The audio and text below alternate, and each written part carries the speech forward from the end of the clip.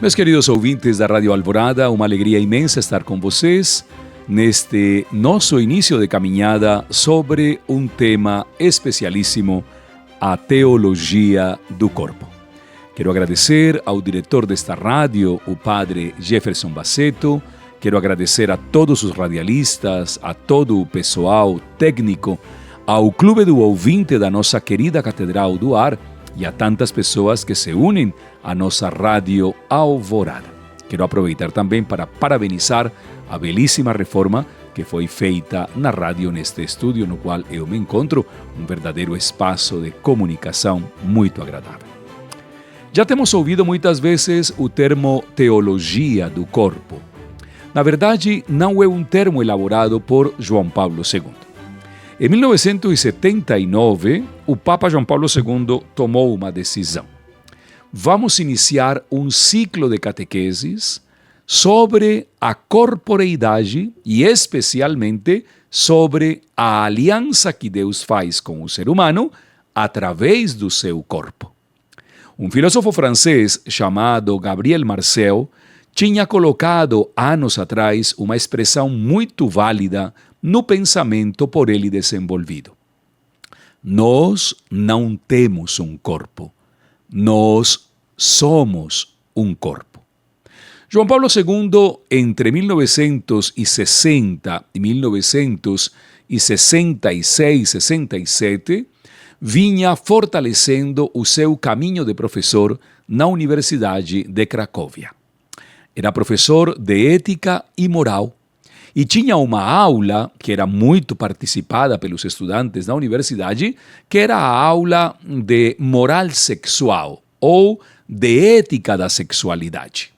João Paulo II tinha se formado especialmente no campo filosófico e conhecia muito bem aquela dimensão da mística espanhola, por causa da influência de São João da Cruz no pensamento que ele criava e que ele desenvolvia, e ao mesmo tempo tinha uma grande adesão ao pensamento de Max Scheler.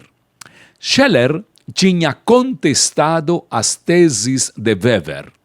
Weber era um filósofo com uma tendência muito existencialista e Scheler era um filósofo com uma tendência muito mais personalista. Então, quando João Paulo II assume o sólio pontifício e se transforma no Papa João Paulo II, já não era mais o cardeal de Cracóvia, já não era mais o professor de ética sexual, eu penso que o Espírito Santo coloca no coração deste homem recentemente consagrado, chamado a ser o vicário de Cristo na terra, coloca uma inspiração.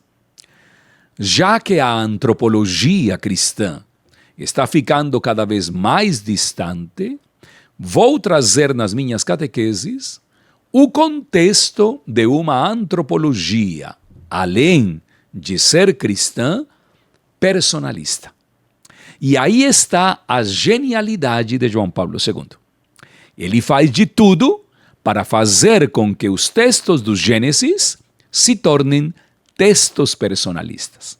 Então começa a falar de uma dimensão clara da corporeidade, da aliança da corporeidade, quer dizer, o nosso corpo sempre está em comunicação com o mundo no qual habitamos. É belíssimo porque o Papa Francisco, na Laudato Si, fala da intercomunicação do corpo com a Terra, não? Nós estamos, por exemplo, numa onda de calor exaustiva em todo o continente latino-americano, desde México até a Ushuaia, que é o fim do mundo, como dizia o Papa Francisco, o calor está exagerado, não?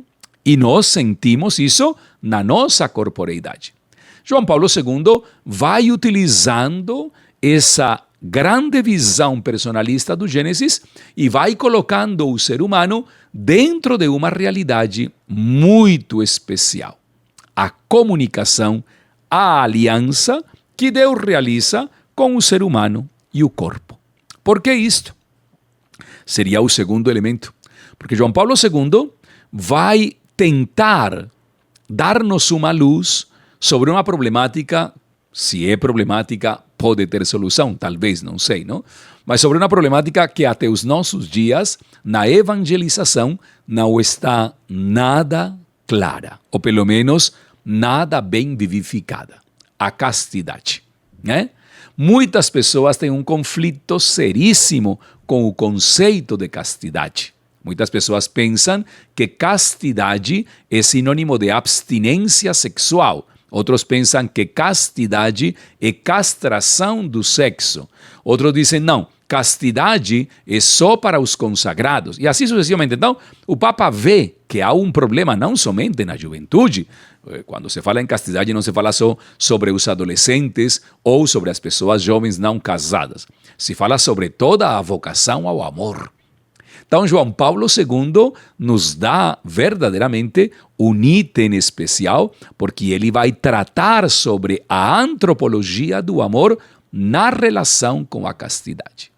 E a castidade situada como uma experiência espiritual, mas dentro das realidades humanas que a diário vivemos, né? Este ponto para mim é o mais belo de todos os 5 anos de catequese de João Paulo II. Uma castidade que é vivida por seres humanos. A castidade angelical não existe. Essas figuras que estão saindo, por exemplo, ultimamente, de que o corpo é uma cadeia e pessoas que só se confessam de pecados da carne e do corpo, são pessoas que estão completamente distanciadas do projeto antropológico que Deus quer em nós. Deus recriou através do corpo a imagem e semelhança com a qual Ele mesmo nos criou. Então, o nosso corpo não é uma cadeia. O nosso corpo não é um espaço de dores, de agressões e de negações, não? Vale a pena dizer aquilo que João Paulo II diria na belíssima Jornada da Juventude em Paris, em 1996. É através do corpo que nós vemos aquilo que muitas vezes é invisível aos nossos olhos da fé. Porque o corpo não nos representa simplesmente como se fosse uma máscara. O corpo vai dando a tonalidade daquilo que nós somos. Vocês me estão vendo através da câmera, eu não consigo ver vocês, mas eu visualizo a presença de vocês através do seu corpo. Por isso nós não somos fantasmas, por isso o ressuscitado não é um fantasma. Porque essa carne que envolve a nossa criaturalidade, o que somos como pessoas, é aquilo que vai destinando em nós um caminho para vivermos em comunhão com os outros. Eu gosto muito quando alguém me diz, padre, comecei a namorar. Que coisa linda, hein? Padre, estou pensando em casar. Que coisa linda. Padre, faz 40 anos estamos casados, hein? São 2 corpos em um. E assim mesmo com os amigos, a alegria do encontro. Tenho um encontro às 7 da noite com um amigo que está chegando de Belo Horizonte. Ai, que coisa boa, cara! Eu não vou ver uma imagem desconhecida. Eu vou abraçar o meu amigo, a minha amiga. Eu vou me encontrar com as pessoas. A imagem mais doce e mais forte do corpo, a hora na qual a criança emerge do útero materno e é tomada nos braços da sua mãe. Então, essa corporeidade, João Paulo II vai tratá-la como a aliança. E isto é muito importante. Eu gostaria de dizer que ao longo de todos os nossos podcasts, ou podcasts, como falam os norte-americanos, não? Ao longo de todo este tempo, nós vamos dizer abertamente o corpo estabelece uma aliança com Deus. Por isso, eu não posso martirizar o meu corpo sem sentido. Ninguém pode ferir o seu corpo, né? Diga-se de passagem, na sociedade do século XXI, nós temos graves agressões ao corpo. Não só nos adolescentes. Tem muita gente negando o seu corpo. E essa negação do corpo traz consigo também a negação do amor. Porque se eu amo através da minha integralidade, eu, como ser integral, sempre estou olhando para a corporeidade. O terceiro grande grupo de catequeses é aquele que a igreja hoje, e por essa razão nós chamamos de teologia do corpo, a igreja hoje desenvolve como uma das teologias mais fortes e bem realizadas sobre a ética da sexualidade. Então, João Paulo II começa a tratar o tema do pudor, do respeito. Nós vemos muitas pessoas feridas na sua sexualidade. De fato, uma das minhas obras, editada pela Canção Nova, leva esse título: Cura das feridas sexuais. Uma pessoa que não está reconciliada com a sua sexualidade não entende, não consegue assimilar o valor e a passagem entre o sentir e o viver. Então, por exemplo, muitas pessoas só veem no outro um objeto sexual. E João Paulo II vai nos ensinar neste grande terceiro bloco, não? O corpo, sendo templo do Espírito, é um corpo que se doa. Ninguém, absolutamente ninguém, tem direito sobre o teu corpo. O teu corpo é um sacrário. Ninguém te pode agredir, ninguém te pode violentar, ninguém pode usar o teu corpo. Há uma catequese, que é aquela do 13 de setembro de 1982, 13 de setembro de 1982, que para mim é a obra-prima de todas as catequeses. João Paulo II vai dizer, olha, na beleza do corpo está a expressão do pudor. E o pudor é essa capacidade espiritual que cada um de nós vai adquirindo. Então, por exemplo, quando um namorado e uma namorada têm relações sexuais antes do casamento, estão ultrapassando o caminho do pudor, porque já não tem mais respeito. Já um se transformou objeto para o outro, né? E essa falta de clareza é aquela que está levando a muitas pessoas a perderem o valor daquilo que em si mesmos têm para oferecer. Por isso, muitos casais chegam a um estado tristíssimo do pudor no corpo, quando um violenta o outro. Estes são os 3 primeiros grupos de catequeses. Continuaremos no nosso podcast com todo o trabalho e toda a análise. É um trabalho longo, não? Vocês veem, imagina, são 5 anos de catequese. Aliança do corpo, castidade na corporeidade e, especialmente, a vivência do pudor, através da caridade.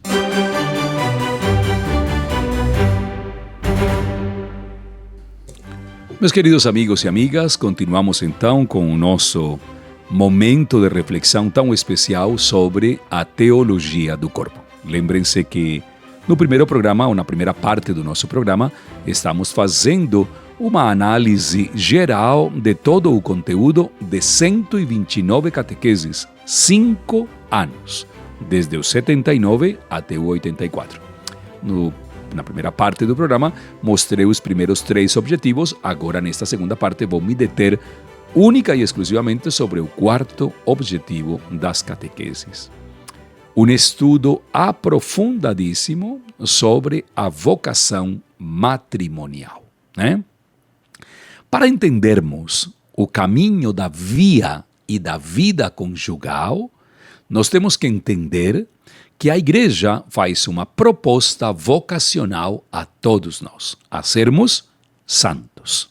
O Concílio Vaticano II reforçou aquela primeira vocação de todos os batizados e batizadas, a santidade. Então, todos os estilos de vida, todas as maneiras de construir uma civilização do amor são um caminho para a santidade. E o matrimônio é nada mais e nada menos que uma dessas vocações. João Paulo II sempre tinha trabalhado com casais, sempre tinha estado engajado naquilo que nós chamaríamos hoje a pastoral familiar. E isso faz com que ele entenda que há dificuldades que os casais vivem. Então, que é o que ele faz? Primeiro, retoma a belíssima encíclica de 1968 do seu predecessor, o Papa Paulo VI. Paulo VI, em 68, presenteou a Igreja com um documento magnânime, um documento único. Aliás, Quero aproveitar para ir dizendo para vocês que quem não lê envelhece mais rápido do que aquele que lê. Então, muitos ouvintes precisam dar uma olhadinha, hoje com tantas facilidades que nós temos de leitura, desta belíssima encíclica de 1968 do Papa Paulo VI, intitulada A Humane Vitae. Que é o que Paulo VI nos ensina? O que é que o Paulo VI mostra para nós nesta encíclica? Que na vida conjugal, esses três princípios, o bem do casal, o bem do sacramento e o bem dos filhos, tem que ser todos os dias assimilado pela vocação do casal. Então, nada mais triste que alguém casar sem vocação para ter filhos, por exemplo. Não é um problema, nós vamos ser um casal espiritual, nós vamos ajudar muito a ecologia. Com todo respeito, não. Todos os casais cristãos são chamados à paternidade e à maternidade. E o Papa Francisco utilizou uma expressão lindíssima na Amoris Laetitia. Paternidade e maternidade alargadas, expandidas. Quando um homem e uma mulher desejam casar, o primeiro que vem no seu coração é a construção da sua família. Não é só ter filhos biológicos, é ter no coração o grande, singelo e contundente desejo de ser uma família. Os casais cristãos não se casam para ter uma empresa. Os casais cristãos não se casam para ter uma casa bonita. Os casais cristãos vivem o matrimônio para se santificarem e para serem família, com filhos ou sem filhos. Mas essa abertura à paternidade e à maternidade não pode ser eliminada, de maneira alguma. Em segundo lugar, João Paulo II percebe que muitos jovens dos anos 70, dos anos 80, que era a época na qual ele estava escrevendo isto, têm perdido a vontade de viver o compromisso nupcial. Estamos em 2021 e às vezes percebemos isso. Casais não casados. Então, casais que celebram muito bem a sua grande festa conjugal, têm convidados para a festa, têm vestidos bonitos para a festa, são gente boa, mas não vivem a sua intimidade conjugal. Então, voltamos para a encíclica de Paulo VI. A intimidade conjugal é o espaço propício para a santificação do casal. Um casal se santifica na sua intimidade. Quando o homem e a mulher, abertos para a vida, descobrem que em cada ato conjugal há uma experiência de amor genuíno. É isto que nós não podemos perder de vista, hein? Porque muitas pessoas e muitos casais vivem um relacionamento até sadio, socialmente sadio, mas sexualmente totalmente enfermiço. Há muitos homens que são obsessionados por sexo e há muitas mulheres que são obsessionadas por sexo. Essa obsessão não é abertura à vida, é desejo de domínio. E às vezes esse domínio traz consigo situações muito delicadas, sobretudo porque as pessoas não querem muitas vezes se expor diante do seu cônjuge. E aqui João Paulo II, para mim, faz a melhor de todas as explanações sobre a vida íntima sexual do casal. O casal tem que partir da doação, da entrega, conhecendo as suas limitações e, sobretudo, santificando estes momentos de intimidade. Muitos casais hoje sofrem uma vida conjugal sem relações sexuais. Quero lembrar aquilo que os documentos da Igreja do Magistério e especialmente aquilo que a Humane Vitae traz para todos os casais. A dignidade do matrimônio também está amparada pela doação de um para com o outro. O débito conjugal é um caminho de dignificação do casal. O marido não pode fechar-se à sua mulher e a mulher não pode fechar-se ao marido. Por isso nós temos hoje uma ciência maravilhosa que é a psicologia social, a psicologia clínica, a psicologia e a psicopedagogia sexual, onde o casal pode fazer verdadeiramente um aprofundamento concreto do caráter da sua sexualidade. Às vezes encontramos matrimônios completamente vazios de afeto, onde ele e ela são dois bons colegas de trabalho. Não tem problemas grandes, tem 2, 3 filhos, 4 filhos, 1 filho, não tem filhos, viajam pelo mundo afora, mas não tem uma vida sexual digna. Isso pode trazer sérias implicações para o desenvolvimento do processo de santificação, porque quando você não é amada pelo seu marido, quando você não é amado pela sua mulher, que dignidade e qual é o posto que ocupa essa dignidade no relacionamento com os outros, se a pessoa que é chamada a te amar não te ama? E essas catequeses do 82 são belíssimas, porque o Papa vai insistir profundamente no caráter ontológico da vida matrimonial. Eu diria, queridos ouvintes, uma coisa que às vezes não soa muito bem, mas que tem que ser muito bem analisada também ao mesmo tempo. Se você não tem vocação para casar, não estrague sua vida. Se você não é um homem aberto à vida, à conjugalidade, não acabe com a sua vida e, de passo, não destrua a vida daquela que você escolheu como esposa. E às vezes nós gastamos muitos anos tentando descobrir se o casamento era válido, inválido, nulo, não nulo, enfim. E você vai ver que ali nunca houve vocação para o amor. Ali nunca houve vocação para a entrega. E a sexualidade conjugal é entrega, não somente no ato genitivo e especialmente no ato sexual como tal. Não. É na dedicação própria de um cônjuge pelo outro. Tem muitos cônjuges que dedicam horas aos filhos e milésimas de segundos aos seus parceiros. Está completamente virado e errado. Quando você não entende que a vida conjugal é para o outro, você esmorece na grandeza da entrega conjugal. E há um ponto que João Paulo II vai trabalhar e vai exigir que seja colocado nas catequeses, porque muitos casais esquecem isto. A verdadeira doação da vida conjugal, a verdadeira entrega da vida conjugal é a santificação mútua. A mulher santifica o marido santifica a mulher. Serão os dois uma só carne.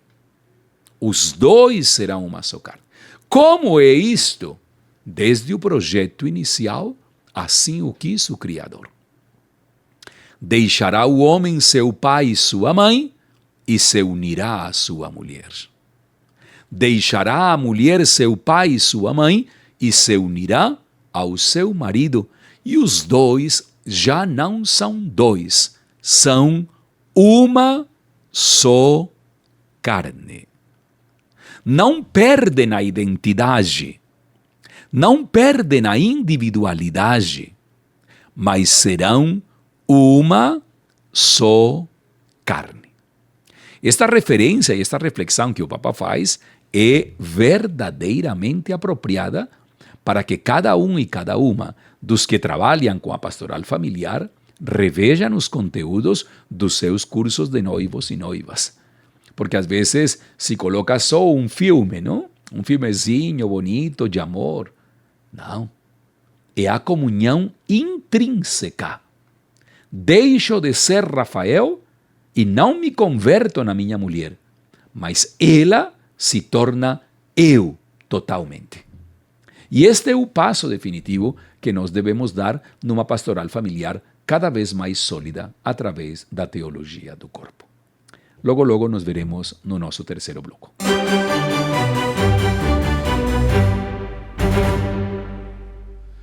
Muito bem, meus queridos amigos e amigas da Rádio Alvorada, vamos agora dar um terceiro passo, não? Então, no primeiro, nós estabelecemos os 3 primeiros objetivos. Depois, no segundo programa, ou na segunda parte do programa, vimos a riqueza do matrimônio, o seu significado à luz da Humanae Vitae também, porque o Papa João Paulo II resgata a Humanae Vitae.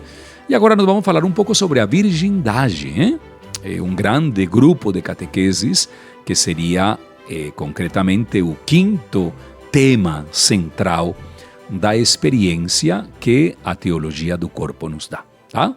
Lembrem-se que os podcasts vão aprofundando os temas, tá? Então não é que já vou exprimir tudo e vou quase que dar uma resposta total sobre o conceito de virgindade. Nós iremos também aprofundando tema a tema estas unidades, não? Há um conflito muito sério quando se fala em sexualidade, porque, como disse, se falando de castidade, alguns batizados e batizadas pensam que castidade é repressão sexual, é objeção sexual, é continência sexual. Quando se fala em virgindade, muitas pessoas só entendem ser virgem, biológica ou organicamente, a pessoa que não tem tido relações sexuais, tá? A virgindade, vista e analisada por João Paulo II na obra da Teologia do Corpo, é uma expressão sublime, porque João Paulo II começa falando da escatologia, quer dizer, da vida eterna. Nós temos ouvido muitas vezes a narração dos evangelhos, onde quase que é trazido de volta aquela história fatídica dos 7 irmãos que casaram, ou que a mulher casou com os 7 irmãos e não deixou filhos, não? E a pergunta final é, de quem será a mulher ela? Dos 7, hein? E o próprio Jesus responde com todas as letras. Olha, a dureza do seu coração é tanta que na eternidade não haverá nem filhos, nem filhas, nem marido, nem mulher. Na eternidade seremos todos um com o Pai, com o Filho e com o Espírito Santo, né? Insisto, não é que a antropologia cristã leve as pessoas a pensarem que perderam a sua identidade, a sua individualidade. Cuidado com isso. O ser pessoa não elimina a individualidade e a proporção que cada um de nós tem em relação ao próprio Deus, como pessoa. Para Deus, eu sou Rafael. Eu tenho um nome concreto, eu tenho um rosto concreto. Deus conhece o meu rosto. Deus sabe de mim. Que às vezes nós pensamos que Deus pensa que todos somos iguais. Claro, todos somos feitos à sua imagem e semelhança. Porém, não somos feitos em série. Eu não faço parte do modelo 69, o outro faz parte do modelo 40, o outro do modelo 2020. Não, não é assim. Cada um de nós, proporcionalmente, tem essa possibilidade de encontro íntimo com o Senhor. Por que digo proporcionalmente? Por uma razão básica. Tem um grande teólogo que eu estudo faz muitos anos, chamado Urs von Balthasar. Von Balthasar, numa das obras da Teodiceia, quando aborda o tema da virgindade, e parece ser que João Paulo II conhecia muito bem as obras de Von Balthasar, ele vai utilizar a mesma expressão de João Paulo II. A virgindade terrenal já prepara o ser humano para entender a virgindade da glória, onde nós não teremos mais vínculos, entre aspas, porque estaremos vinculados, com V maiúsculo, ao nosso Criador, ao nosso Deus e Senhor. Então, esse caminho que nós estamos estabelecendo e essa realidade de encontro que nós vivemos é aquela que vai dando para a virgindade uma expressão própria no exercício do seu amor e da sua afetividade. Quem vive a virgindade aqui na terra já vive, entre aspas, com certeza, fecho aspas, aquilo que viviremos no céu. Então, quando uma pessoa descobre a sua vocação para o matrimônio, beleza, santifica-se na conjugalidade. Mas quando uma pessoa descobre a sua vocação e se santifica através da virgindade, essa pessoa descobriu, entendeu e assimilou algo que é superior às nossas próprias forças e realidades, que o Senhor a está chamando a viver já aqui no mundo aquilo que ela viverá, contemplará na eternidade. Então, a virgindade é uma vocação bem exclusiva. É a oferta de toda a sexualidade para Deus. Bem-aventurados os puros, porque verão a Deus. As pessoas que vivem a sua virgindade já aqui no mundo são pessoas agraciadas, que descobriram que a entrega, a doação, o serviço e a missão é completamente para Deus. E estas pessoas têm uma singular vocação. Sendo virgens, dedicam-se plenamente ao serviço do Senhor.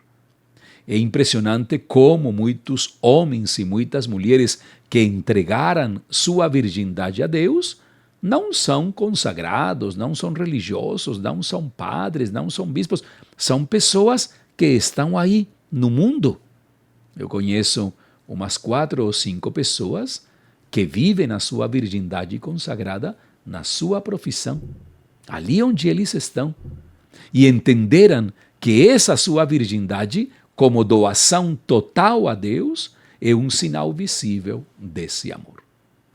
Não se pode pensar em ser virgem sem amar a Deus sobre todas as coisas. Por isso digo que estas pessoas são agraciadas. Você encontra homens e mulheres que entregaram sua virgindade a Deus e são pessoas plenamente felizes. Até muitas vezes as pessoas dizem, você é um solteiro, uma solteira? Não. Mas então você é um padre? Também não. Então você é uma freira? Não. Sou uma pessoa batizada que optou por um estilo próprio de vida, sendo virgem.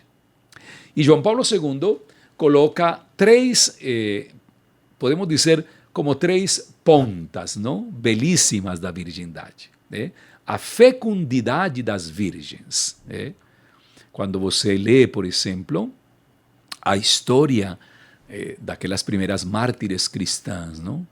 Santa Inês, Santa Filomena, Santa Bárbara, mulheres que se negaram por inteiro a servir a outros homens, a servir a outro tipo de amor, porque já tinham encontrado o seu amor no único esposo.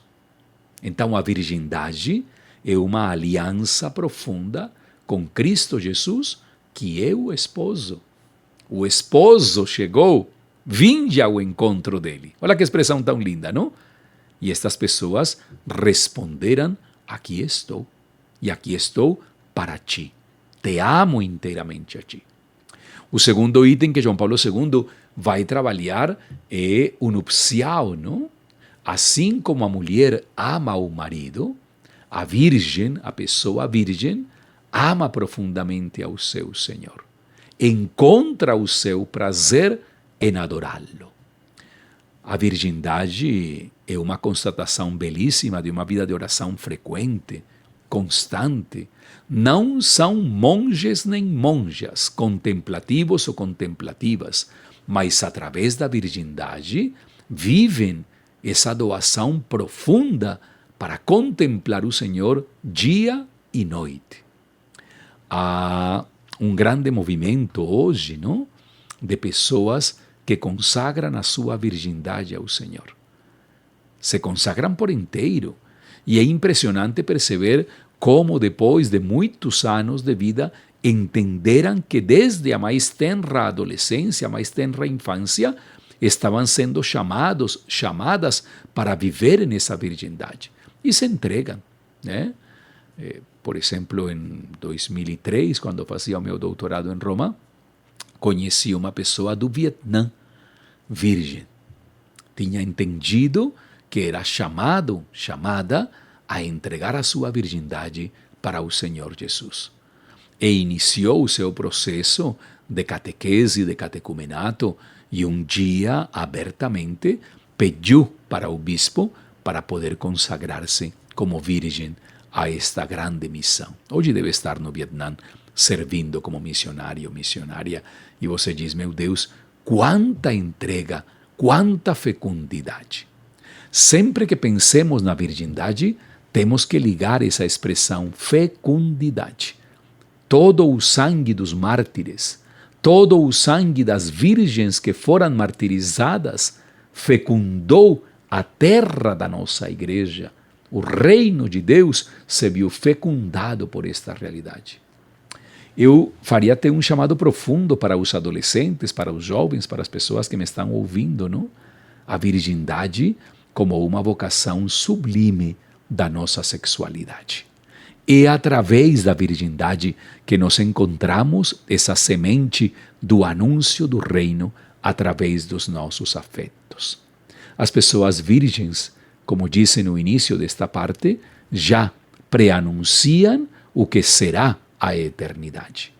E viver a virgindade é um dom único. Numa das catequeses, João Paulo II sempre diz que a pessoa que entendeu a riqueza da virgindade jamais se oferecerá para ser objeto sexual. Na sociedade de hoje, muitos de nós não falamos em virgindade. E pensamos que a virgindade é algo exclusivo de algum tipo de pessoas ou de algum tipo de circunstâncias. Às vezes, debochamos da virgindade. Quanta dor quando você escuta pessoas debochar da vocação à virgindade. A virgindade é o dom sublime que nos coloca àqueles que optam por este estilo de vida diante do esposo que vem. E os virgens e as virgens acolhem esse amor de Deus dentro do seu coração. Daqui a pouco nos encontraremos novamente para encerrarmos este nosso primeiro programa, A Teologia do Corpo.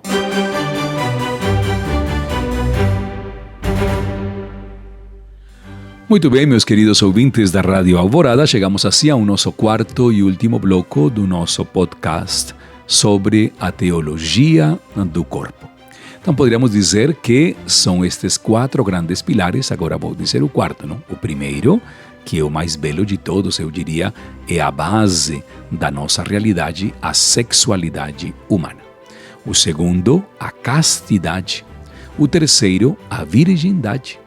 E o quarto, a comunhão. Aqui está, para mim, o finalzinho das catequeses do 83 ao 84, mais ou menos, quando o Papa desenvolve o conceito da comunhão. Se bem é certo que nós somos pessoas feitos à imagem e semelhança do nosso Criador, há em nós algo maior, que é a comunhão do nosso corpo. O nosso corpo não se fez, como pensava Leibniz, uma mônada ou uma mônade fechada, sozinha. O solipsismo não existe na vida cristã. Quem quer ser cristão não pode morar na coluna. Os homens da coluna não foram cristãos e, graças a Deus, foi superado esse isolamento que, por vezes, chegou a pensar-se que seria o perfeito estado de vida, morar sozinho numa coluna. Não. Nosso corpo é para a comunhão. Quando eu comungo com meus irmãos, quando eu convivo com meus irmãos, quando eu estou com os meus irmãos, toda a minha corporeidade está se comunicando. E é isso que nós muitas vezes perdemos de vista.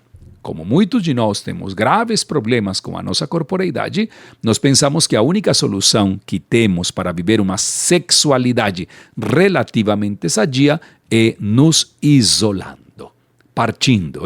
Então, uma vez alguém me dizia, eu vou virar monge numa cela para não ter pecados contra a castidade. Meu amigo, até na cela se pode pecar contra a castidade, tá? A castidade não é uma camisa de força, como nós iremos vendo através do nosso estudo. Não. Ela comunga com o outro. E precisamente por isso, essa comunhão de pessoas é aquela que vai identificando o amor cristão. Através da corporeidade, eu me comunico com pessoas de diferentes lugares, de diferentes ambientes, em diferentes circunstâncias. Quem está aqui falando com vocês e se comunicando com vocês é Rafael Solano, com suas dores, com suas alegrias, com seus momentos difíceis, com suas traves, com seus conflitos, com as suas esperanças.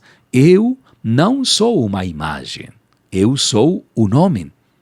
E essa realidade é aquela que vai desenvolvendo essa comunicação. Por isso, quando alguém me diz, olha, eu não me meto com ninguém, eu digo, estás no caminho errado. E sobretudo que hoje, em muitos ambientes, se está proporcionando um estudo quase que de uma espécie de neoceticismo, quer dizer, não acreditem em ninguém, duvide de todos, não? Ou aquilo que é pior, não? Existem os novos ecléticos do corpo, não? O corpo deve ter músculos, o corpo deve ser belíssimo. Um corpo bem formado, um corpo bem trabalhado é o que nós queremos. Não é assim. O corpo se comunica desde toda a sua identidade. E pelo fato de você não ter uma mão, por exemplo, você não é menor do que eu. Seu corpo é tão digno quanto o meu, que tenho as duas mãos. Ou de repente, se você nasce anencéfalo, não significa que você não possa viver. Quem disse isso? Ou se você nasce com um síndrome, ou se você nasce com uma deformação, ou com uma má formação no rosto, ou no corpo inteiro. Você é tão pessoa e o seu corpo está chamado a se comunicar com todos os outros corpos.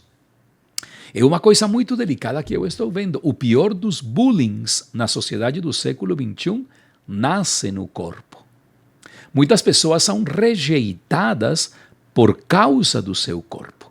Aliás, com dor no coração, vemos que os piores abortos no mundo se cometem depois de fazer a primeira ou a segunda ecografia, quando muitas pessoas dizem, essa criança vem com um defeito.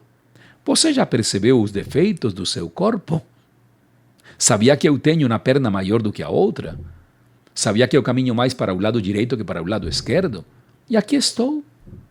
Eu não tenho direito de acabar com a vida de ninguém, porque toda a realidade é comunicativa. O teu corpo fala. O teu corpo se expressa. O teu corpo comunica aquilo que tu és. Os gregos às vezes são esquecidos, sabem? Mas eu sou fanático da filosofia grega por uma única razão. Empédocles falava da somatização. E somatizar é uma atividade diária da civilização humana, da condição humana.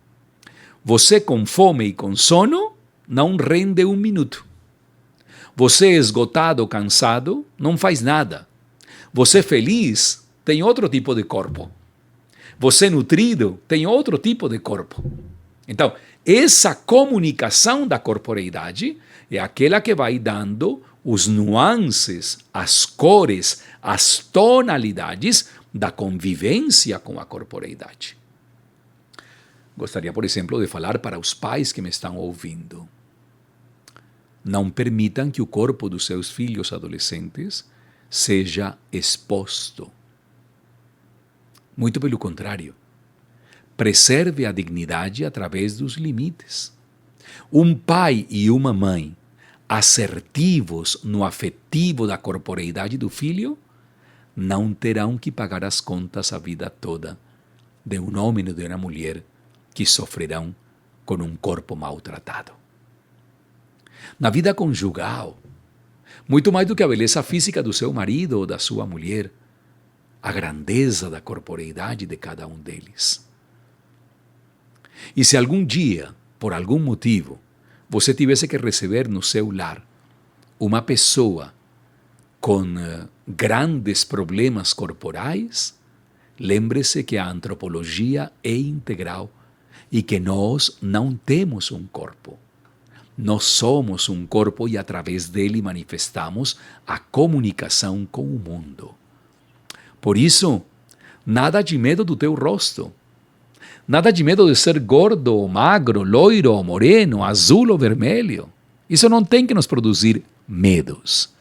Há uma das catequeses que nós abordaremos aqui no nosso estudo, na qual João Paulo II verdadeiramente dá uma cutucada para toda a humanidade, não? A realidade da corporeidade na sua transcendência. Como o corpo transcende. Por isso, nós cristãos católicos não aceitamos nem a pornografia, nem a prostituição. Porque nas duas situações, o corpo é deturpado. Quando você assiste um filme pornográfico, quando você vai numa zona ou vai numa praça procurar uma pessoa prostituta, você está negando a dignidade da sua corporeidade em comunhão com a outra pessoa. Você está querendo obter um prazer venéreo. Ali somente o papel do corpo é subjetivo. Eu faço com seu corpo o que eu quiser. Então, por exemplo, você começou a namorar. Que coisa mais linda. Porque o que lhe atraiu na totalidade da pessoa passou pelo corpo. Mas você não tem direito a dizer para essa pessoa que para continuar namorando, ela tem que oferecer o corpo dela ou dele para o seu bem-prazer. Porque isso não é o objetivo do corpo. Então, a comunicação dessa corporeidade passa necessariamente por coisas sublimes. Por exemplo, a amizade. Que coisa linda quando você encontra pessoas que te querem, que te amam de verdade, sem necessidade de olhar para o teu corpo como se ele fosse o ponto central da tua vida.